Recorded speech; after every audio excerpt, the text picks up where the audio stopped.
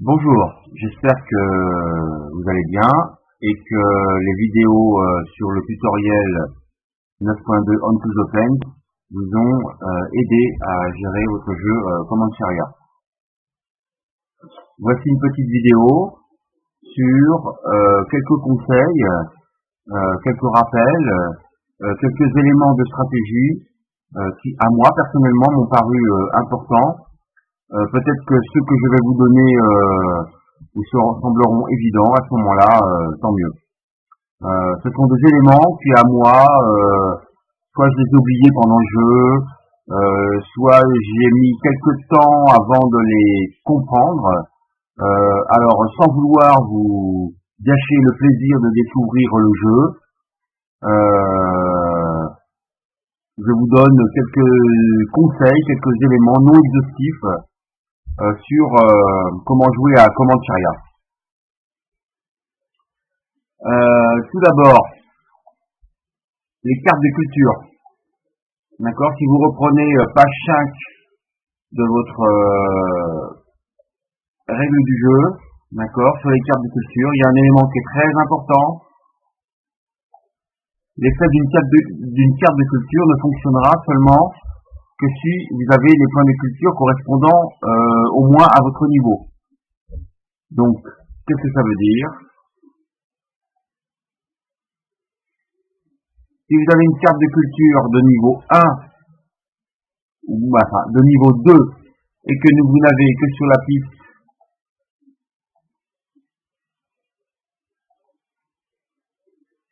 la General Record Track qu'un seul point de culture, vous ne pouvez pas l'utiliser. Je parle bien de l'utiliser. Par contre, pendant l'opération correspondante, page 15 de votre règle du jeu, vous pouvez acheter une carte de culture. D'accord? De n'importe quel niveau, quel que soit votre niveau en culture. Donc vous pourriez très bien avoir qu'un seul point en culture et acheter une carte de culture de niveau 3. Par contre, tant que votre niveau en culture ne sera pas à 3, vous ne pourrez pas l'utiliser. Donc si par exemple vous commencez le premier scénario On to the Plains et comme c'est dit dans le tutoriel que vous voulez utiliser la carte Horsemanship de niveau 1, d'accord, si votre niveau de culture tombe à 0 dans le jeu, vous ne pouvez pas l'utiliser. Par contre, pendant un passage of time, step 14, étape 14, vous pouvez acheter un niveau 2 ou 3. Voilà ce qu'il en est pour la carte de culture. Alors, on va revenir. Attention, pendant une opération du joueur, pendant un take actions, il n'y a qu'une seule rente Sharia qui est activée. D'accord? Et attention également à votre taux de médecine du Paraibo. Ça, c'est juste un rappel parce que je pense que, vu le niveau des gens qui jouent à Command Sharia, je pense que vous l'avez tous compris. Votre Paraibo est à 1. Même si vous avez 3 bandes dans votre zone de ressources de votre rente Sharia, vous ne pouvez activer qu'une seule bande. Et éventuellement, si vous avez les AP nécessaires, les réactiver par la suite. D'où l'intérêt d'avoir un niveau de Paraibo assez élevé. Exemple, un Paraibo avec un taux de médecine de 4, vous avez 3 bandes.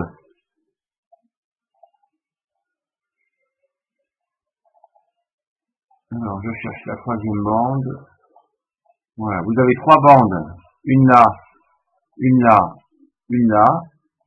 Vous pouvez très bien activer celle-là pour vous faire des opérations sur le territoire.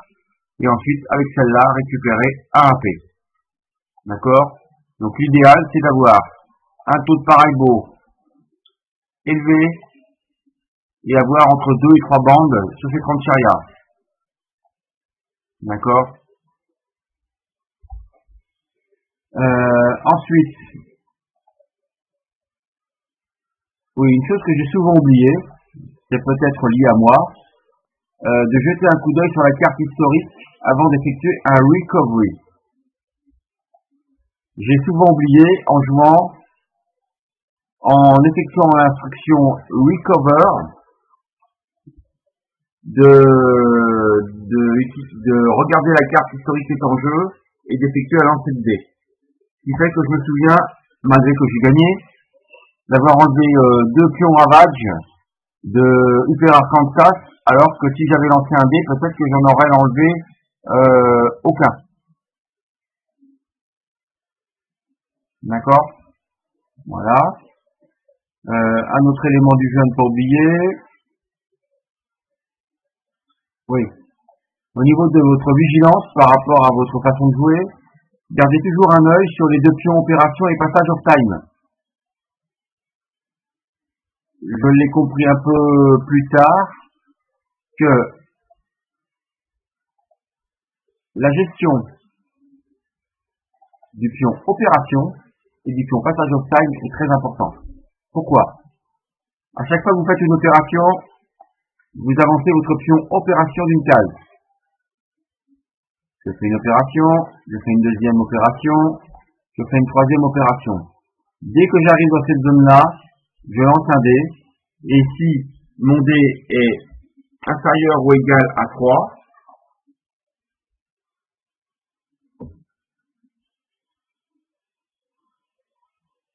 je dois faire une opération passage of time et avancer mon pion passage of time de 1. Attention, dès que vous arrivez à 3 sur passage of time, vous risquez de faire un victory check.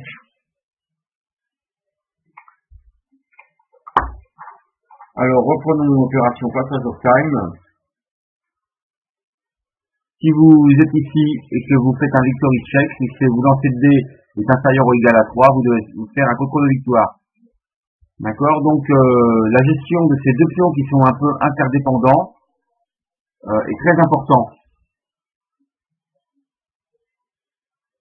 Essayez de prévoir un passage of time et de faire le maximum d'opérations. Comme ça, si un passage of time est prévu, vous avez les ressources nécessaires pour pouvoir l'effectuer. Donc au minimum, pendant le jeu, vous ferez 1, 2, 3 passages of time et un certain nombre d'opérations.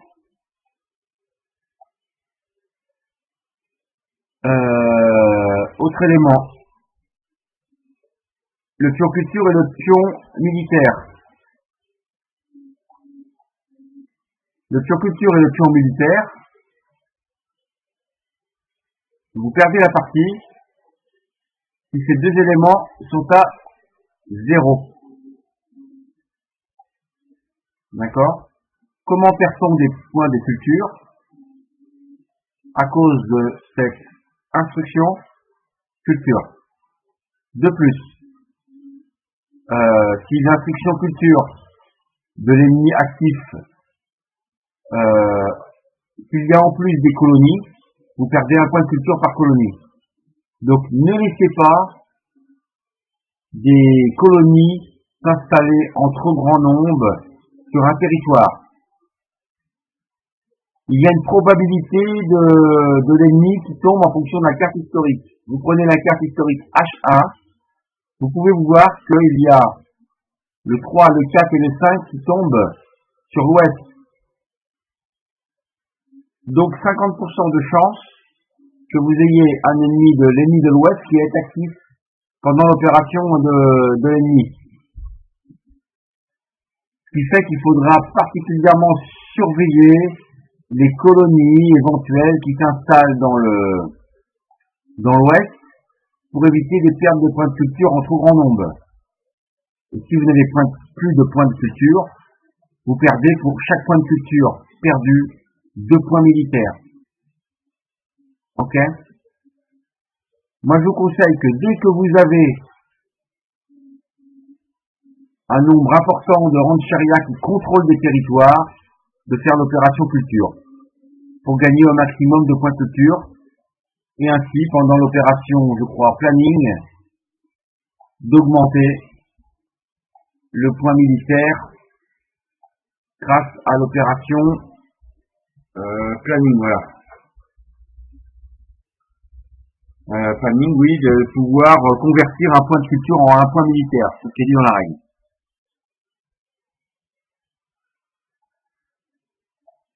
Oui, parce que sur la carte historique H1, vous avez 50% de chances que l'Ouest soit activé, simplement 16% pour le Sud. Et n'oubliez pas que dans la carte H3, c'est le contraire, c'est le Sud qui tombe à 33%, et l'Est et l'Ouest à 16%, lié à les événements historiques dans le jeu. Et dans la carte historique H4, si vous faites la campagne complète, vous avez 50% pour l'Est.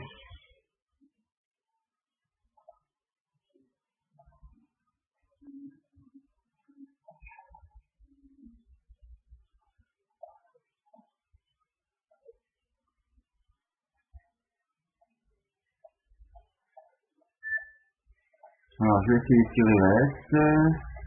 Voilà. Donc, dans la dernière période, vous voyez, 1850 à 1875, je vais arriver à cliquer dessus, vous avez le 4, le 5 et le 6, carte à droite, qui sont concernés par l'Est. Donc, c'est chaud, quoi. Essayez de gérer ça en termes de probabilité, même si ça ne tombe pas toujours juste au niveau des probabilités.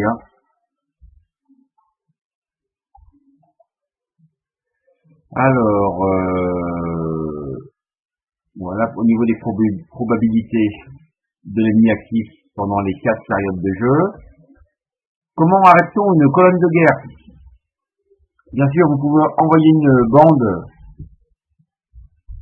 sur le territoire et la mettre sur son espace fini pour qu'elle puisse attaquer pour arrêter la colonne de guerre, parce que si la colonne de guerre rentre dans votre chariot, vous perdez un point militaire.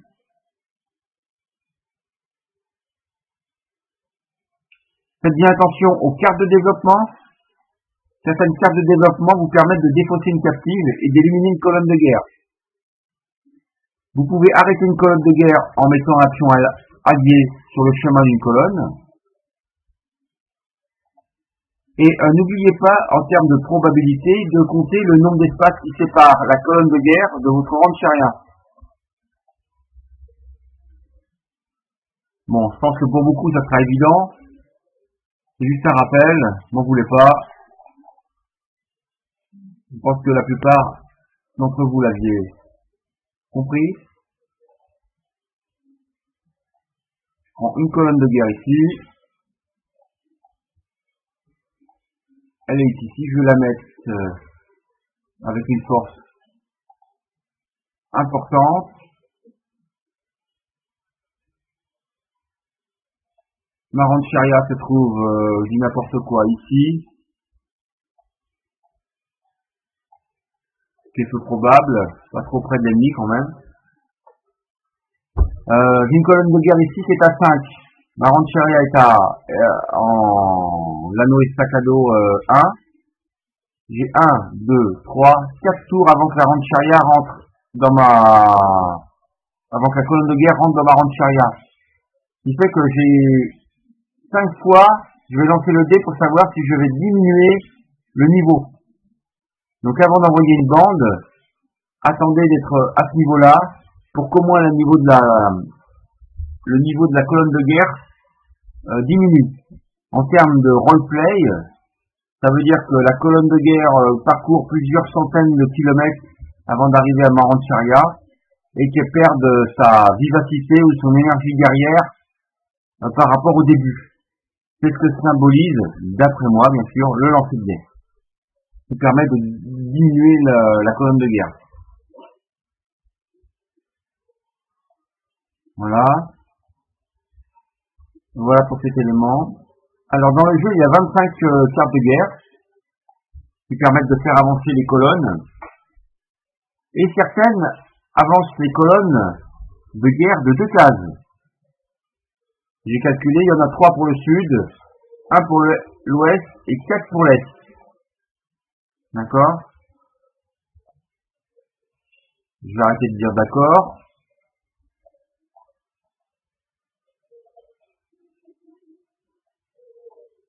Vous voyez, là ils sont à 1, là ils sont à 1. Et voilà, l'est est à 2 là, vous voyez? Donc si vous vous trouvez dans la H4, la période historique 1850-1875, l'Est est très puissant. Sachez que s'il y a une colonne de guerre dans l'Est, elle risque, il y a 4 cartes qui font avancer la colonne de guerre de 2 cases. Donc ça c'est chaud. Hein. Faites bien attention à vos rancheria qui se trouvent dans l'Est quand vous êtes dans la période 4. D'accord?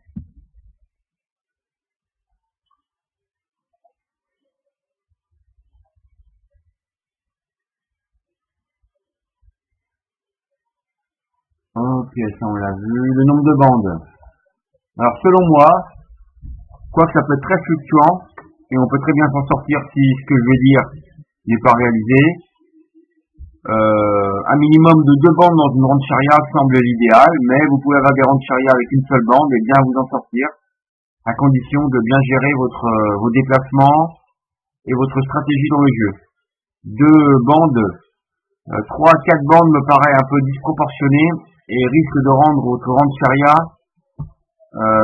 disproportionné parce que l'énergie que vous aurez mis à peupler votre rancheria en bande, c'est ce que vous aurez en moins pour occuper le territoire, parce que n'oubliez pas qu'il faut occuper le territoire pour aller tuer des colonies ou des bandes ou des colonnes de guerre qui viennent, notamment les colonies, oui, parce que elles font diminuer vos points de culture. L'augmentation de votre taux de Parago, pour augmenter votre taux de médecine du Mahamania, vous devez gagner des combats. Ok, ça c'est aléatoire. Et ainsi que réussir des raids avec un Mahamania présent avec votre bande.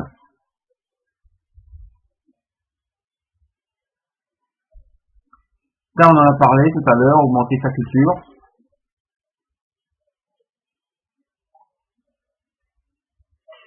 Ensuite, n'oubliez pas de calculer, de gérer votre chance au niveau des raids. Dans le Success Check Go Cup, vous avez 22 pions au total. Hein, pour mon module vassal, c'est ici. Non, c'est là, voilà. Le petit tasse dans lequel vous avez mis vos 22 pions. Sur ces 22, il y en a 10 qui sont des réussites, des succès. Donc si vous avez des pions qui se trouvent ici, sur l'opération track, si vous avez des pions qui se trouvent dans vos zones de ressources, et des pions qui se trouvent dans le out of play, ça diminue vos chances de réussite. Donc dès qu'il y a 3-4 pions avec le point d'interrogation qui sont en dehors de la tasse, ça diminue vos chances de réussite.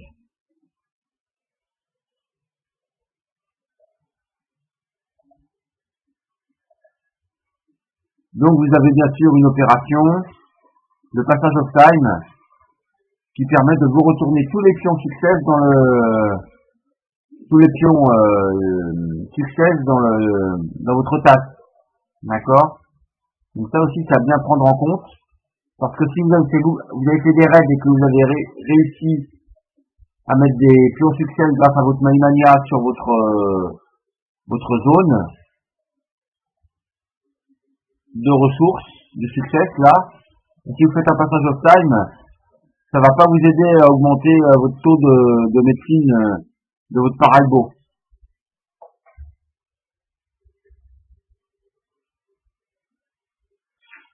Ensuite,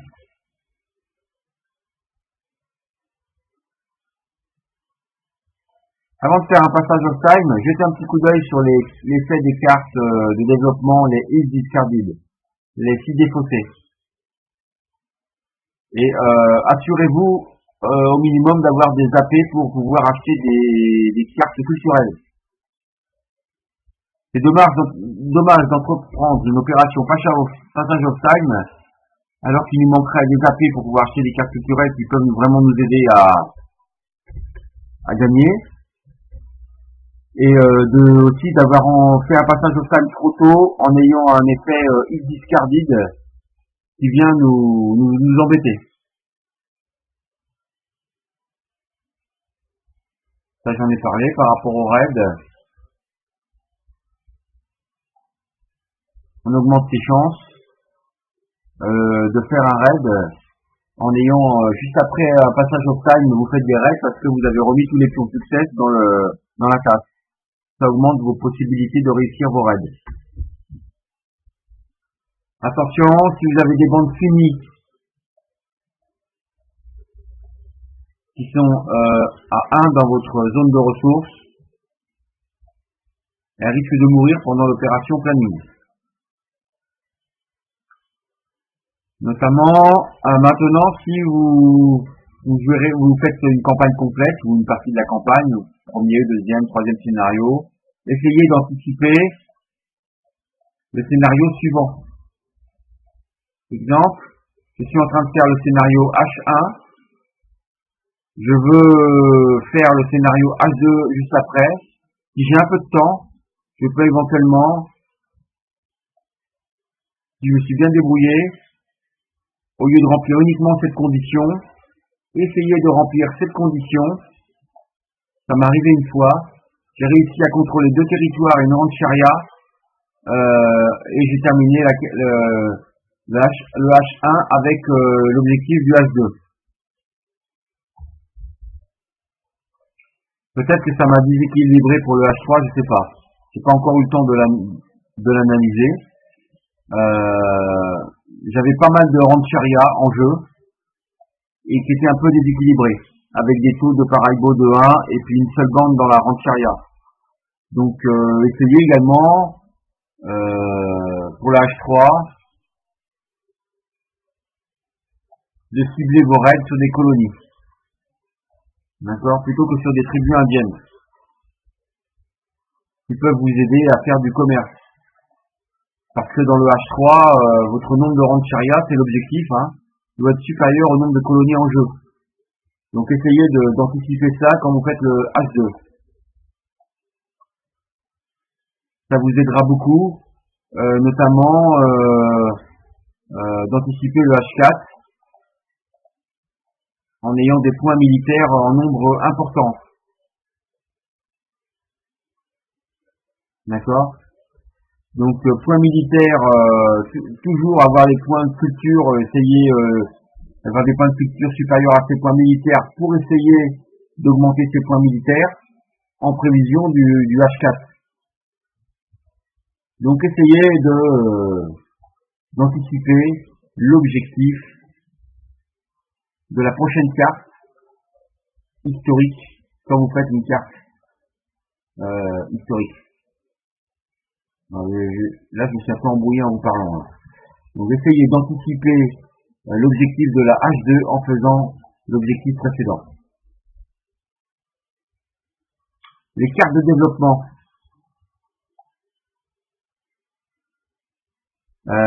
Il y a un flux dans l'arrivée des cartes de développement. En moyenne, j'ai calculé, vous ferez en moyenne 4 passages of time. On en a parlé tout à l'heure.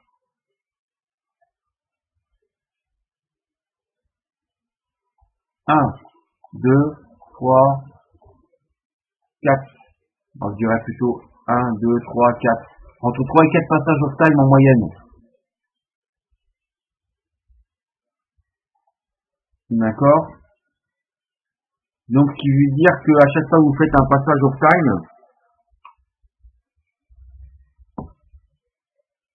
vous devez défausser toutes les cartes de développement et en remettre de nouvelles. D'accord? Donc si vous faites 3 passages of time dans le jeu, vous verrez en moyenne 9 cartes. C'est en moyenne parce qu'il y a des cartes qui permettent de ne pas en retirer une. Donc en moyenne, vous verrez 9 cartes. Donc environ sur un deck qui a 21 cartes, Vous verrez en moyenne 9 cartes sur les 21. Ça vous permet d'anticiper éventuellement les événements aléatoires. Une fois que vous jouerez souvent à Command Sharia, vous saurez à peu près dans les 21 cartes qui risquent d'arriver. Donc vous verrez passer sous les yeux 30% du deck. Si vous faites 4 passages of time, vous verrez environ passer la moitié du deck. Et si vous en faites 6, qui est à mon avis extrêmement rare, vous verrez 85% du deck.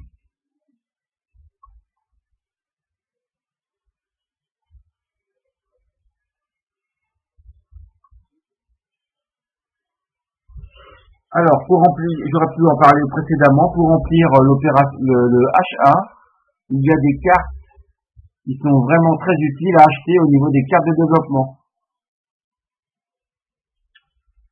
Pour contrôler un territoire et avoir une seconde Sharia dans un autre territoire, pour l'objectif de la carte HA, j'ai estimé, c'est mon jugement, brut, sans stratégie à long terme, que ces 4 cartes pouvaient être intéressantes à acheter. Je ne vais pas les reprendre en détail, hein. À vous de découvrir le jeu, de reprendre votre deck de 21 cartes, regardez ces 4 cartes. Ces 4 cartes me semblent pas mal pour pouvoir vous aider à remplir l'objectif H1.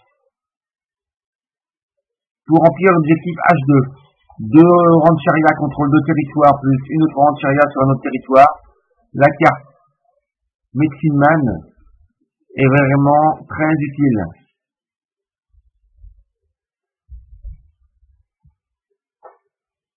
Alors voyons voir cette carte, je m'en souviens plus.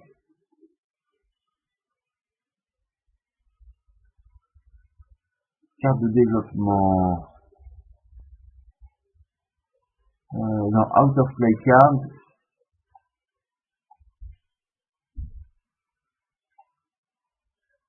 Je me souviens plus de son nom. Bon, on verra. On vous laissera le découvrir. Je me souviens plus de numéro de la carte. Là, je vais retrouver quand même.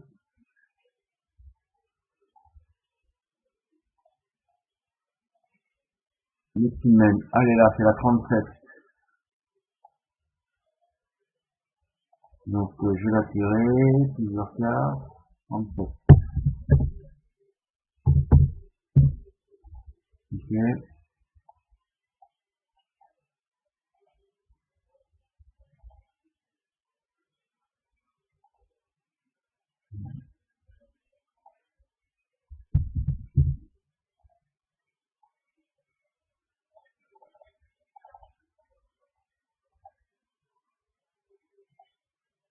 Non, pas sous la 37. Bon bah je la trouve pas, vous la découvrirez par vous-même. Voilà. Alors pour l'objectif 3, d'accord, il vous dit que votre nombre de rangs de Sharia doit être supérieur au nombre de colonies en jeu. Là, Cynthia Ann Parker, une carte vraiment très intéressante pour anticiper vos points de culture. La Kiowa Alliance, une alliance avec les Apaches Kiowa, et pression coloniale. D'accord, ces 3 cartes sont vraiment très intéressantes. Et pour finir, sur mon petit guide, une carte vraiment qui est embêtante. Si vous avez trop de cartes de développement dans la main et que vous tombez sur cette carte,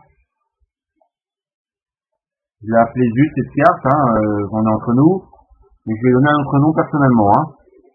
Vous devez défausser toutes vos cartes de développement. Donc vous pouvez pas faire de l'écureuil, stocker vos cartes de développement en prévision des futurs d'événements ou objectifs. Vous devez utiliser les cartes de développement plus de manière tactique que stratégique sur le long terme.